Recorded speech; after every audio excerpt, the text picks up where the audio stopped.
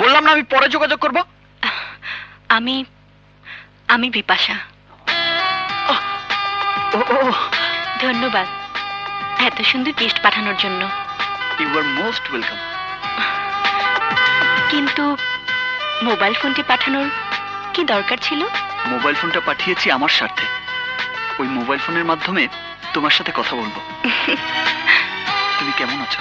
রুবিনা, আপনার ইন্টারভিউ খুব ভালো হচ্ছে। We are very positive. Thank you. Please sit. Ready হয়ে বসে আছি, দুনিয়াটা করব ফেস।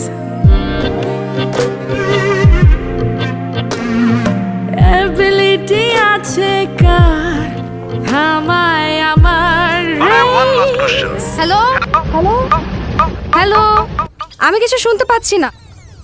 স্বপ্ন তো বড়, মেয়াদ তো ছোট হলে হবে। অলওয়েজ রেডি থাকুন গ্রামীণ ফোনের মান্থলি প্যাকে।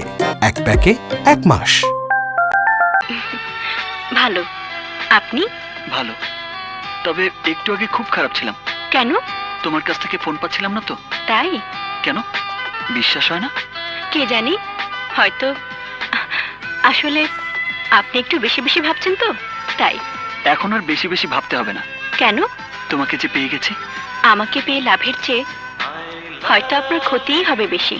যত বড় ক্ষতিই হোক না কেন, সে ক্ষতি আসলে আমার ক্ষতি না। তোমাকে পেয়েছি, এটাই আমার জীবনের সবচেয়ে বড় পাওয়া। যদি আমাকে না পেতেন? তাহলে আমার জীবনটা হতো অনাদরে ঝরে পড়া কোনো শুকনো ফুলের মতো, যার কোনো রং নেই, গন্ধ নেই। আমার জীবন হতো সেই মেঘের মতো, যে ছায়াও দেয় না, আবার বৃষ্টিও ঝরায় না। আমার জীবন হতো সেই আগুনের মতো, যার কোনো তাপ নেই। অথবা আমার জীবন হতো সেই অন্তরের মতো, যার কোনো আশা নেই, কোনো আকাঙ্ক্ষা নেই। তোমাকে যদি না পেতাম, তাহলে আমার জীবনটা হতো সম্পূর্ণ অর্থহীন। কিন্তু আমি তো ভেবেছিলাম আপনি আজকালকার ধনের দুলালদের মতো ক্ষণিকের ভালো লাগায় আমার পিছু নিয়েছেন।